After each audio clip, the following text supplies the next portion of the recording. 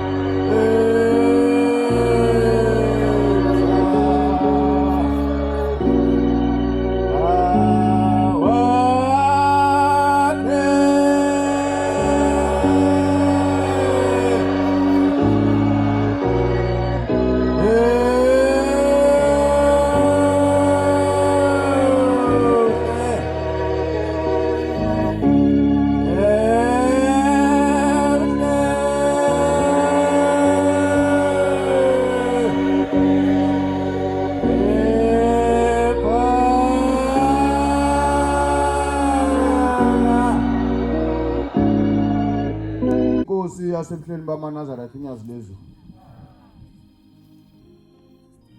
Konzo soyiphathelwa amakhosazana. Amen. Uzohlabelela nje ivesi elilodwa akhuluma umsebenzi wonyazi. Bashele owodwa noma emibili ngokuvunyelwa uNkulunkulu. Bese hlale phansi omunye uzohlabelela umbhobho uzofika kuyena esehlabelela. Amen. Nkosi busise nikuzwi.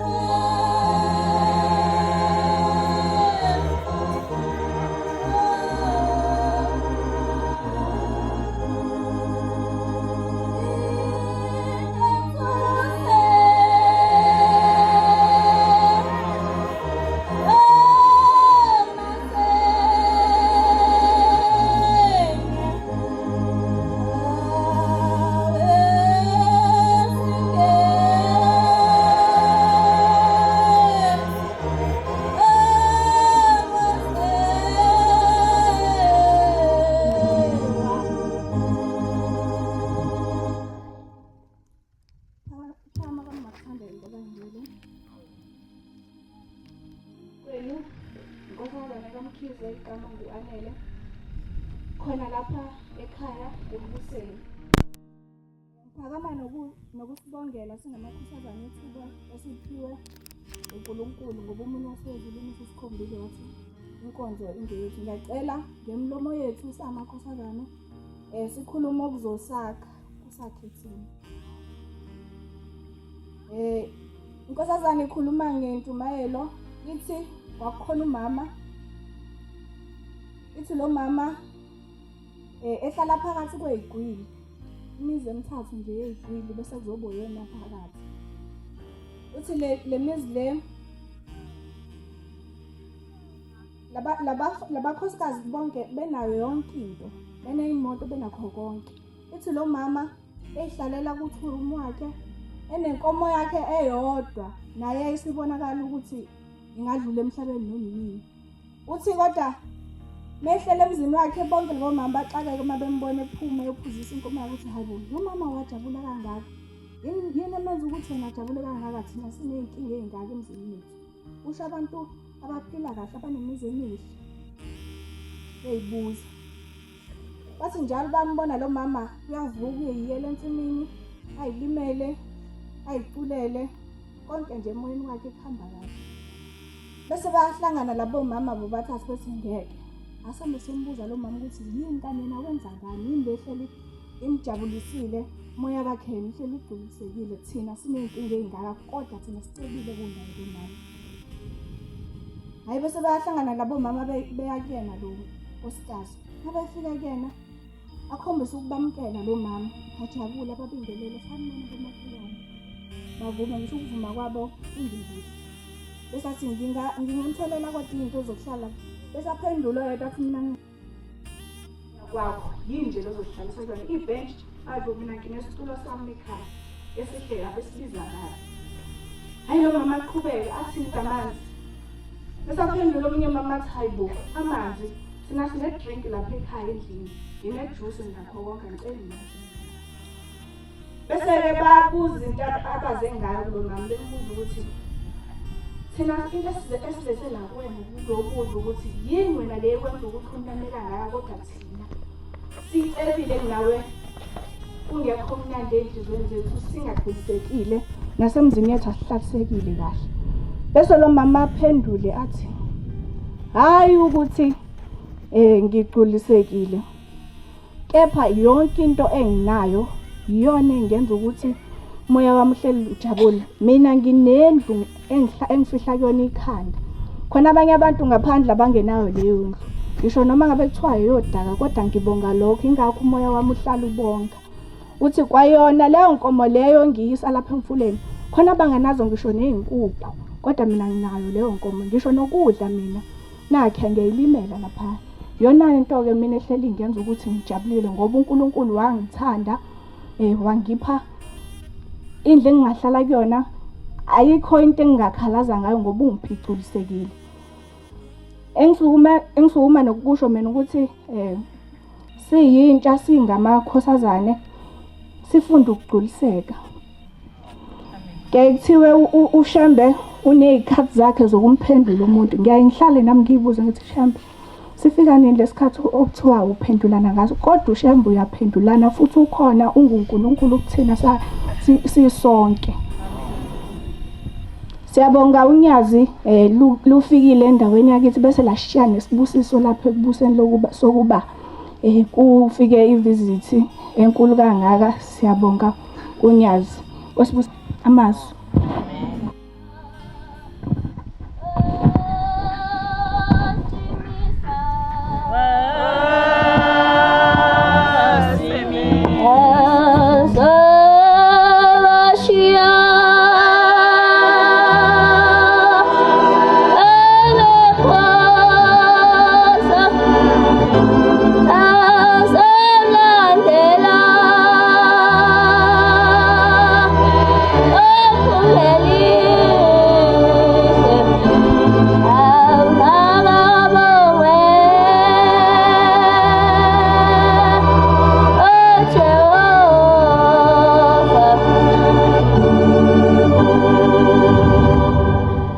Inkosi esekuphakameni.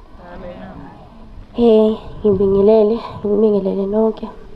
Cha, maNazaretha ngibona isikhala emakhosazaneni. Inhloso yami bengingasiko ukuthi bengizolalela njengoba ngiyinkosazana lapha ebuseni. Logoqe phambi kwenu uhlobile isibongo wakwaSikobi khona lapha ethempelini lasebuseni.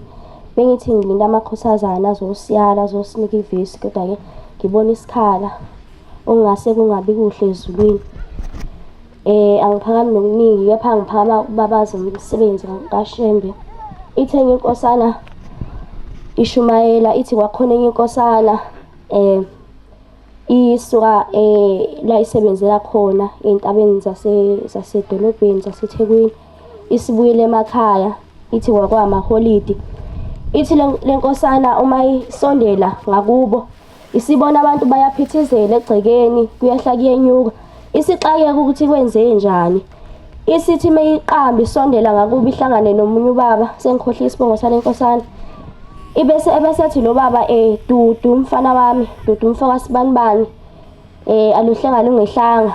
Ebesesho lamazwi bese iyadlula bese bayadlulana. Ithi le nkosana besixakeka ukuthi kwenze njani.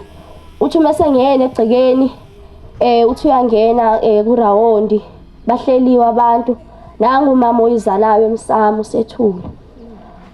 Uthi kugcwele omama izihlobo, kugcwele amakhehla.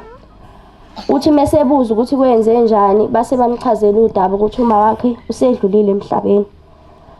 Ubese le nkosana ithi mina ngikhonza uShembe ophilayo, mina ngikhonza uShembe ophilayo, umama wami uzomvusa. Bese kuthiwa bese eyakhuzwa izalukwazi, ekhuzwa abantu abadala abangaphambili kunaye. Kuthiwa hlisa umoya mfana wami, hlisa umoya, wamukela ukuthi uma wakho akasekho emhlabeni. Bese ethi le nkosana mina uShembe ngiyamazi futhi ngiyamkholwa futhi ngiyamthanda enjalo nje uNkulunkulu, ngempela uNkulunkulu nalamhlanje sihlangene ngaye. Uye uphungelihle. Bese yangena le nkosana bese icela inkosazana yakubo ishesha ngena ngoba amakhosazana sibalekile phambi konyazi. Bese icela inkosazana yakubo yathatha inantsuka, mayithatha inantsuka nangu makho uqondile emsamo. Wabese ethi sizohlabelela sonke la endlini, uma uzovuka. Wabese esihlabelelo wathi Nkosi yethu semakade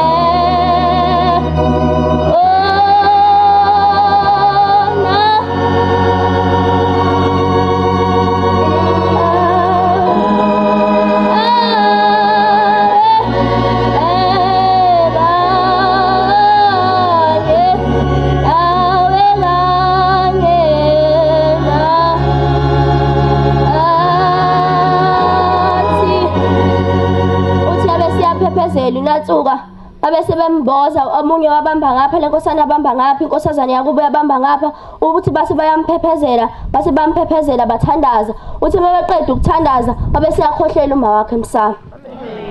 Ngoba uShembe ubani? Igama lishilo, uthe uShembe mina ngiyamazi uNkulunkulu futhi ngiyamkholwa. Asothemba noma izikhathi sezibanzima. Sisondele kuShembe siguqe ngedolo uNkulunkulu. Uthi wabe seyakhohlela, uthi mekhohlela wabe sehlala ngezinqa wathi Mhlonishwa wenzani. Uthi mesechaza uthi bengisesendleleni yami sengidlulile emhlabeni sengiyingale. Uthi mase ngiyingale uthi kwafika inethe emhlophe yangimboza. Wasethi uShembe uma ungaphindele emuva emhlabeni abantu bazongiphika bazothi angisiyeni uNkulunkulu. Siyabonga uShembe sesigcinile wasithanda siyithempela sekubuseni. Wasilethela ingqungquthela yevisit engaka. Sicela uthando lwakhe, sicela umusa, sicela inhlonipho, sicela ukuzwana, sibumbane sangamaNazaretha sithandane. Inkosi ibuse senizwe.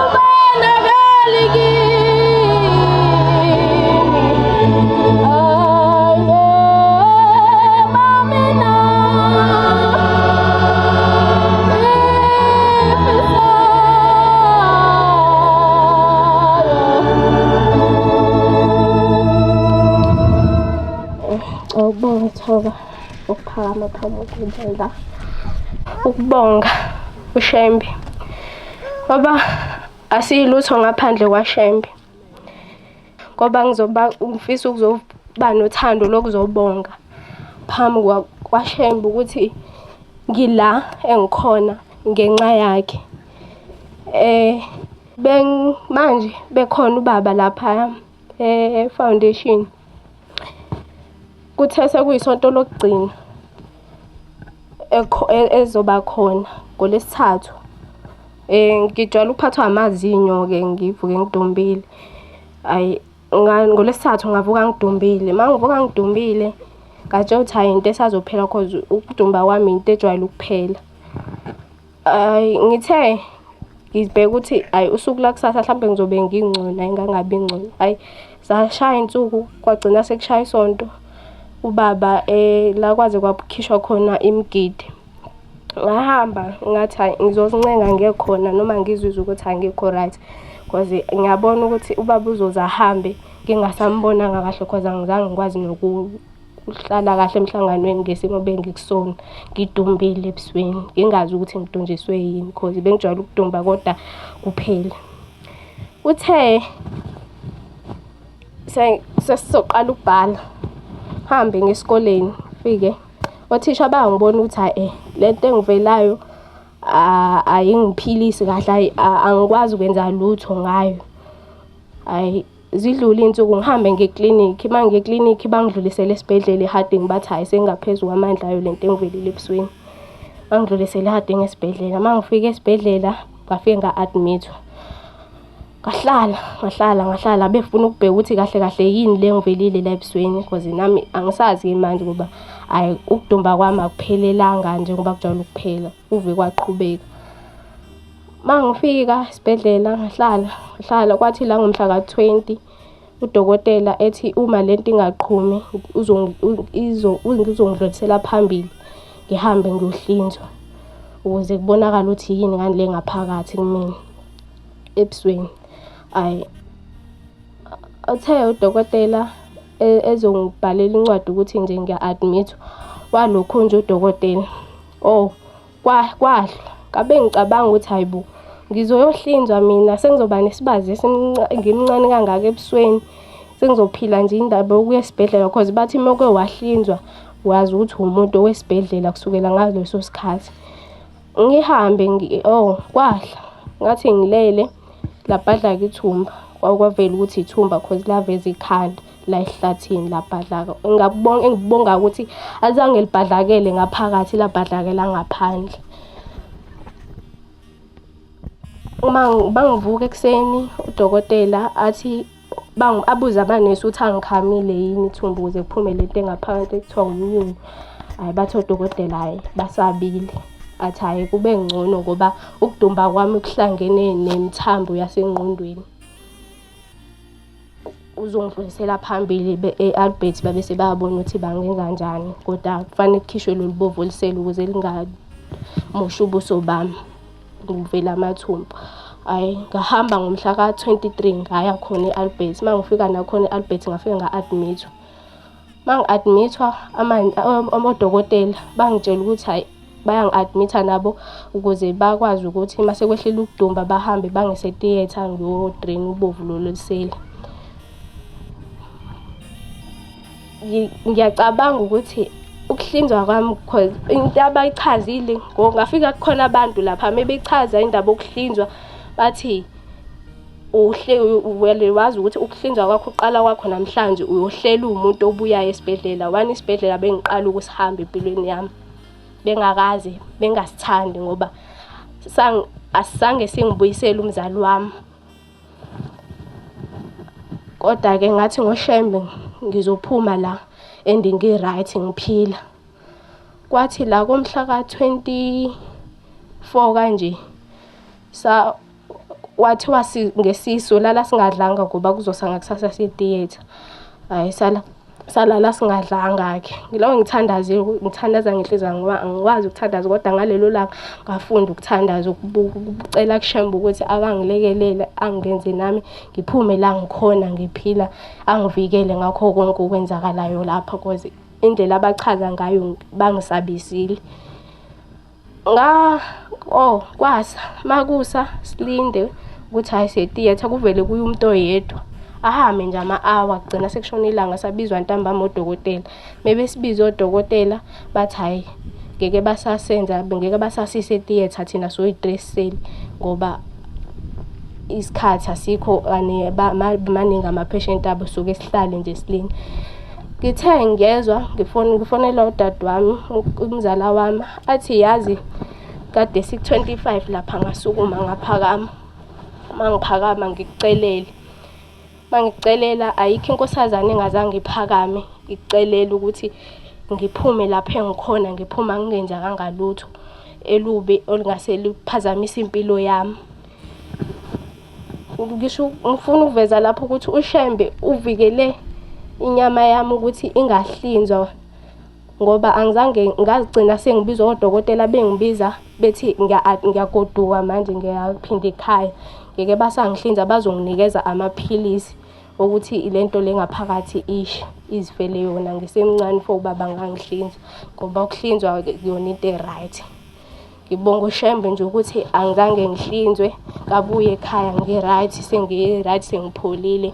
Ngibonga amakhosazane kakhulu ngomthandazo abangenzela wona ngo-25. Ngithi ngifuna ukuveza nalapho ukuthi uthe umshumayeli lesabathe liphelile eshumayela enkonzweni yasekuseni uthi bonga kakhulu. Akukho okudlula ukuthi sibonge uma ushembe kukhona okuhla senzele kona. Uthe ephakama wathi ubaba uyabonga kakhulu Harding ngokuhle simenzele kona lapha e-foundation. Wathi uyacela ukuthi ebantwini afike nabo uyacela ukuthi njengoba efike kunokuthula phakathi wase-Harding aphinda ashiya ukuthula. Wasebuza umshumayeli ukuthi ngazi kusakhona yini lokuthula. Bengizophakama nokucela ukuthi lo thando olujulile olungaka asiphelona ushembe sihlangene siye-Harding lungapheli luhlale lukhona. Nkosini Mosesengizweni.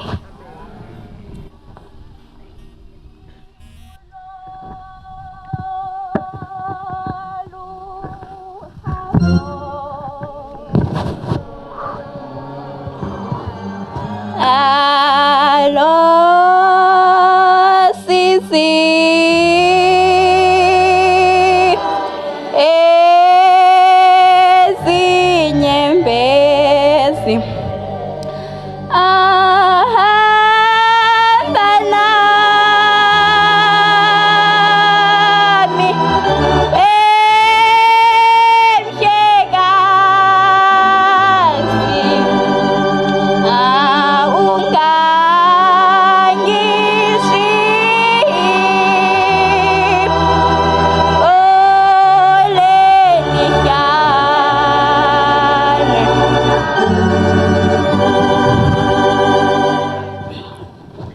Wazangi.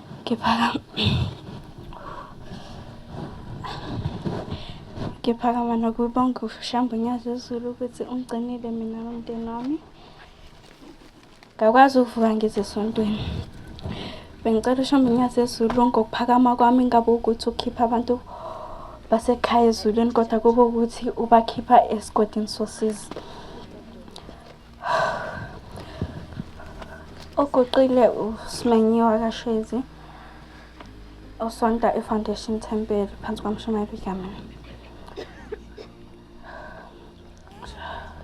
Ngiphakama nokubongela umndeni wami ukuthi ukwazile uShambunyazi Zulu ukugcina kuze kufike esikhathini sanamhlanje. Ngiphakama nokubonga futhi uShambunyazi Zulu ukuthi ungigcinile mina emzimweni ade ngikubona kule minyaka ebidlule. Kuke kwathi ngika grade 6 ngaba nenkinga yendlebe. Kwaze kwafika kulonyaka. Nginenkinga yendlebe esikoleni ngingakwazi ukuzwa. Ngihamba isibhedlela njalo. Mhlambe ngenyaka ngisihambe nje isibhedlela sibe kube ka2 noma kube ka3. uShambunyazi Zulu wangigcina lapha ngiyiswa koKing Edward. Kuthiwa ngizohlinzwa phinde bangibuyise baphinde bethi bazongihliza baphinde bangibuyise. ngoShambunyazi Zulu angaze ngihlinze kuze kube namhlanje. Ngibabaza ubukhulu baShamba abenzile nje bade sifikelile eHarding. Abantu bebebabaza kakhulu ngothando esinalo. Bengicela ukuthi uNkulunkulu kaShamba angalikhiphi lolu thando analo futhina. Bengicela uNkulunkulu kaShamba ukuthi asigcine nathi nemindeni yethu okube sikwenzayo aphinde asitakule asikhiphe sibuyele endleleni. Nazaretha bengicela uNkulunkulu kaShamba asigcine samakhosazane. Bengicela uNkulunkulu kaShamba asiphe uthando lokuthandana. Ngoba khona nalesi hlabeleli lesithi alolu uthando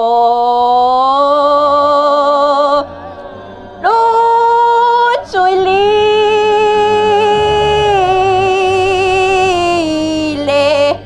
alunamandla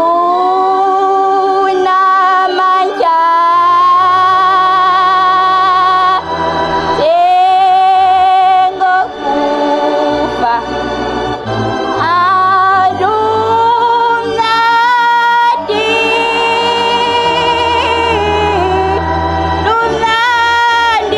ekiseni anomamila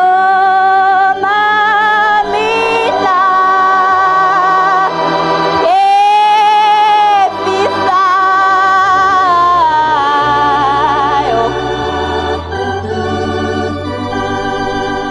Bengicela ukuthi uNkulunkulu kaShamba siphe lolu thando lokuthandana ezamaNazaretha. Kungabi khona omunye ozokwenza ukubi komunye ngoba okuba kubuyiseli. Bengicela uNkulunkulu kaShamba ukuthi nathi asigcine siyizingane esikoleni siphe inqondo ekhaliphile. Kungabi ukuthi mhlawumbe omunye umuntu umbone ethole kangcono kunawe bese kube ukuthi uzenza ngcono. Bengicela uNkulunkulu aphinde siphe inqondo ekhaliphile nasesikoleni. Inkosi mabusiseni kusini. Sileyo asiminkosi aphikwakho angikhethe ukuse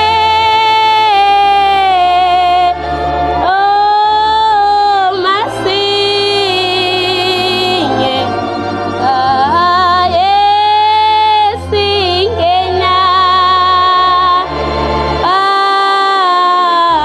asiwa.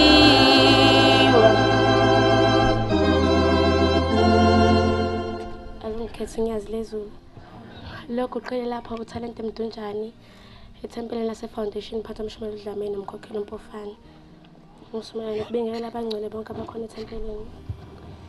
Ngisukumela kubabaza imisebenzi kaNkulunkulu kaShamba ayenzile.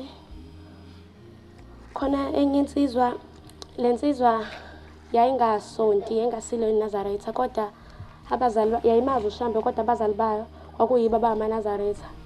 Kwathi le nsizwa izisebenzela ingahlali eduze nekhaya, ihlala kude ezintabeni. Kwathi le nsizwa izisebenzela yabuya emsebenzini kungakonakanga lutho, ingakhalanga ngalutho, yalala. Meyivuka ekuseni yaphaphama insizwa, abantu amakhelwane sebafika sekuthiwa insizwa idlulile emhlabeni. Abazali bale nsizwa babangamaNazaretha nje babesengishilo ukuthi umoya wabo wasowonakele kakhulu ngoba uma wale nsizwa ihlele ethandaza ngezikhathi zonke, embonga uNkulunkulu kaShembe, emcela ukuthi amkhumbulele njalo umndeni wakhe. Le nsizwa uma wale nsizwa wathandaza ephoxekile emoyeni wakhe ngokwenzekile ensizweni yakhe. Kodwa uNkulunkulu kaShembe wayiphendula imithandazelo. Umama wayesethandazela ukuthi-ke noma avuke emhlabeni kwaphela abantu bazombona njengokuthi ayikho lento ayenzayo nje, behlezi uthi ukhonza uShembe. Le nsizwa bese ichaza ithi bese ihambile yona ingale kwelizayo. Ekuhambeni kwayo ihlangane noShembe uNyazi Lezulu, wayibuza ukuthi uyaphi. Wathi hayi nami ngizibone sengilapha, ngaze ngifike kanjani. Wathi buyele emuva, abazali bakho bayakudinga. Nangathi ngikudlulise lapho uma wakho uyohlazeka kakhulu endaweni yozibonakala, ngeke abantu baphinde bangithathe njengoNkulunkulu. Nangempela le nsizwa, nangempela kathi isidumbu sesibuyile ekhaya, nangempela insizwa yabonakala inyakaza, ivuka, ikhombisa ukuthi siyibuyile emhlabeni, siyaphila. Uma le nsizwa wajabula kakhulu, wabonga umsebenzi kaShembe.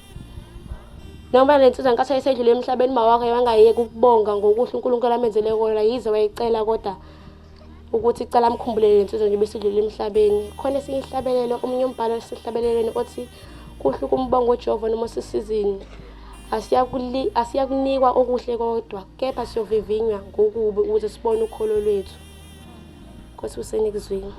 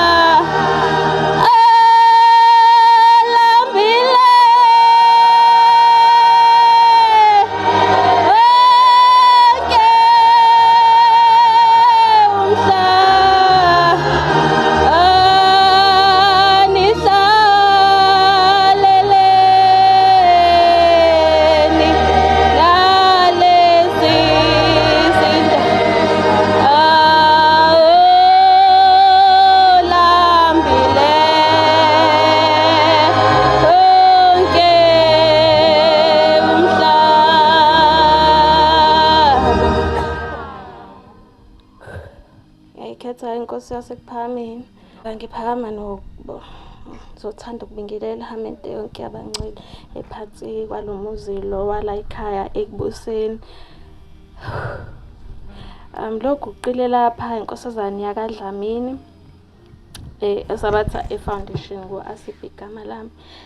MaNazaretha, ngiyasaba njengoba ngiguqile lapha, ngiyaqhaqhazela nginovalo.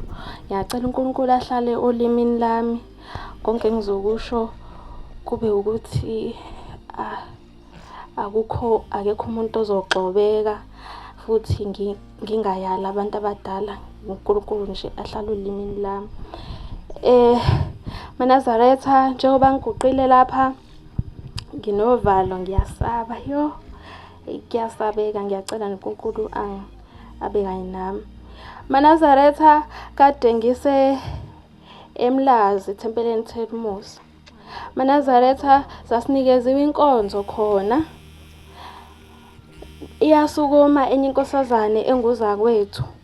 Iyasukuma ithi kunomama shuthi khona la ngesikhathi senkosi ilanga. Khona omunye umuzi njengoba uShembe enemizi eminingi kweminye-ke yemizi kaShembe angisazi ukuthi indawo bathi kuphi.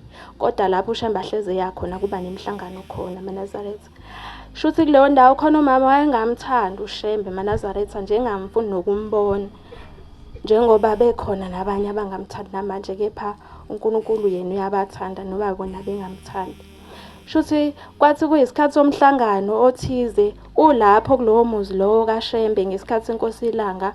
Lo mama njalo makufika uShembe uyahamba entabeni ayothuka izinhlamba asho ukuthi uShembe akasiyo uNkulunkulu. Njalo uhleze yenza lento lo mama uyayenza abantu bemkhuza umakhelwane bakhe bemkhuza ukuthi lo muntu omthukayo uyamazi nawe ukuthi uNkulunkulu.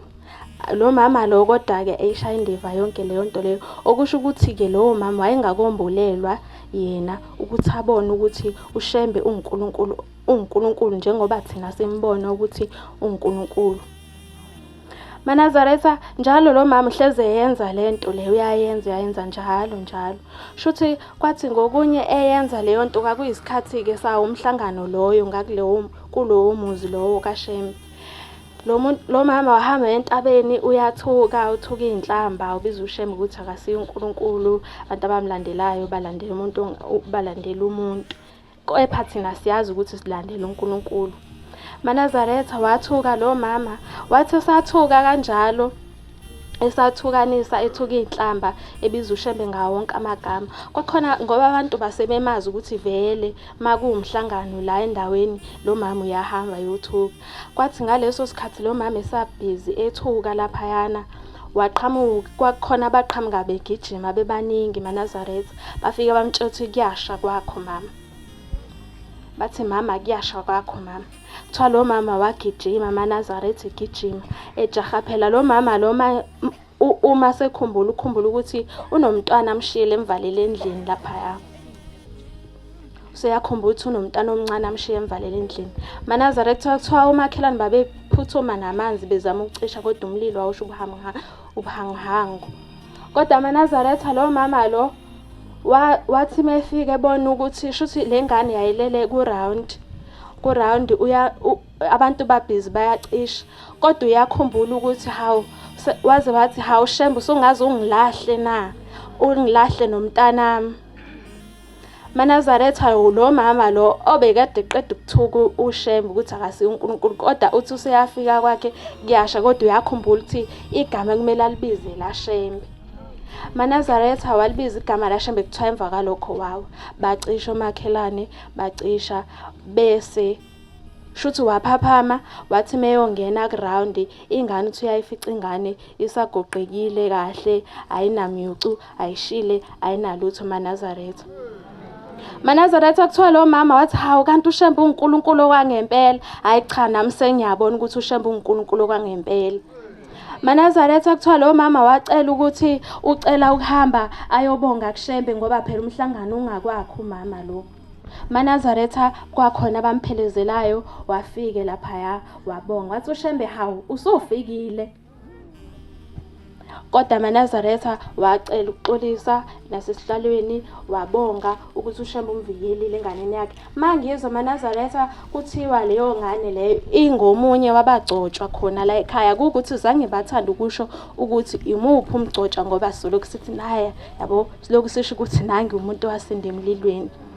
Manazaretha ngiphakama nokubabaza umsebenzi kaShembe nokuthi Manazaretha singamthukuthelele omunye umuntu njengoba uShembe hleze esho ukuthi mina ngiyakwazi ukuzilwela hleze esho lapha ebuhleni uthi mina ngiyakwazi ukuzilwela Manazaretha umuntu noma ngakuthuka athini ungabe umphendula umyeke nje umyeke. Siyacela ke Manazaretha ukuthi nathi sifane nayo inkosi yethu uNyazi leZulu nje na wonke amakhosi sifane nayo sifunde nokuxolela njengoba inkosi uThingo la hlezi lisho ukuthi mina ngikuxolela ungakoxolisa Manazaretha. Siyacela ukuthi uNkulunkulu asiphe uthando lokuthi sithandane singamakhosazana sihloniphaneni sihloniphe abadala siphinde sihloniphe nabancane. Nkosibusise nikuzwile. simade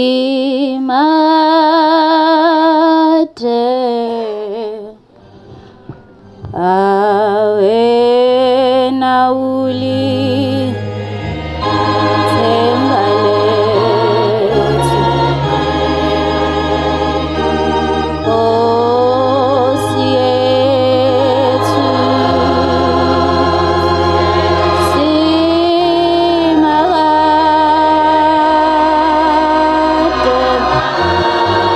yena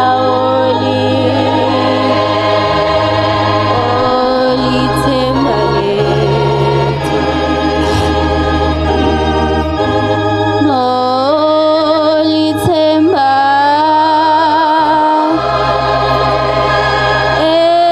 emphefumulethu samngele sokhanyisa olithemba emphefumulo yethu samngele sokhanyisa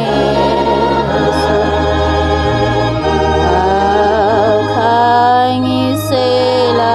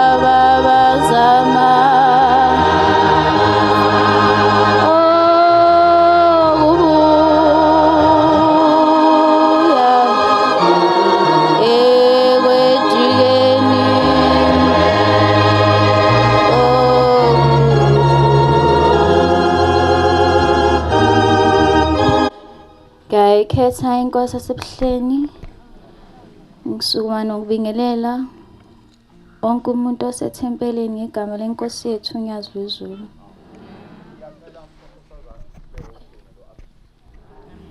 Okhulumayo inkosazana yakaluna usimamisa igama. Inhliziyo yami inosizi olwangembatha sukela ngoNovemba kuzoba manje angakaphuli.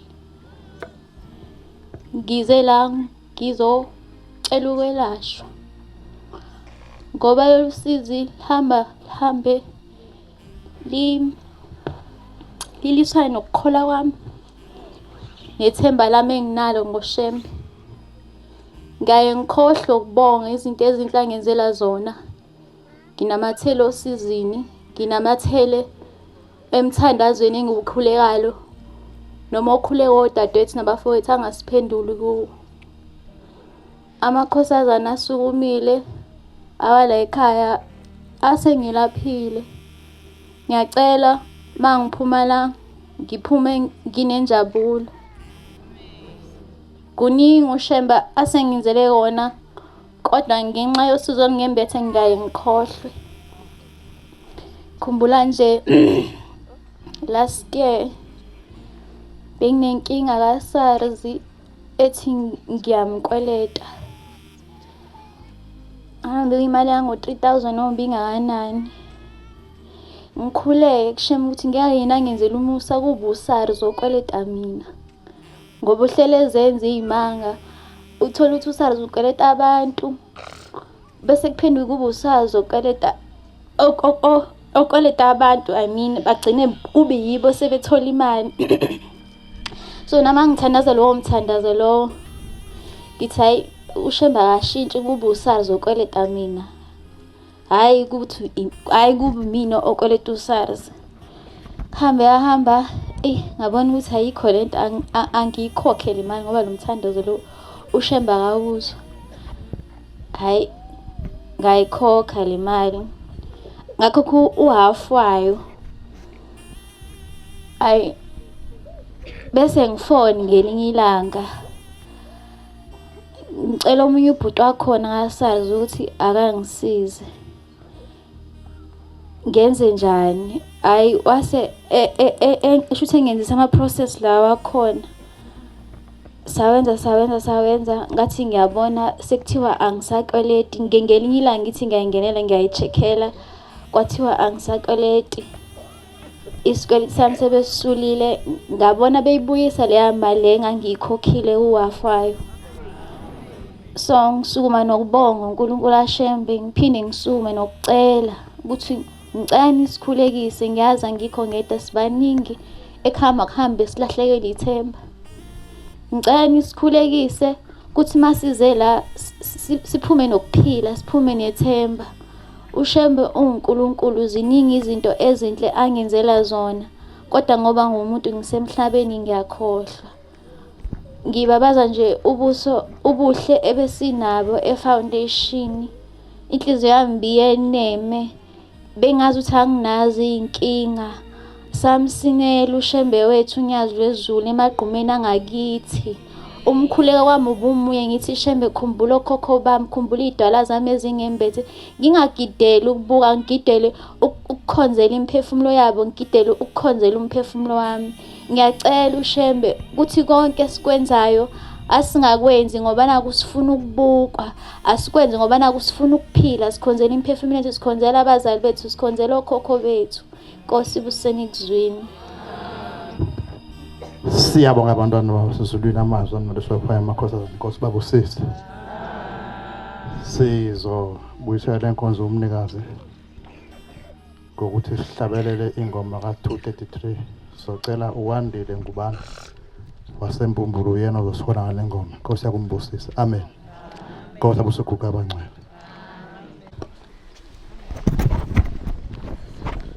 Thixo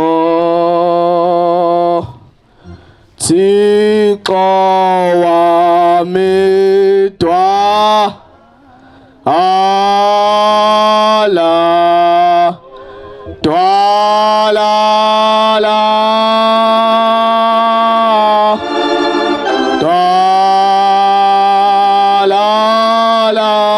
mi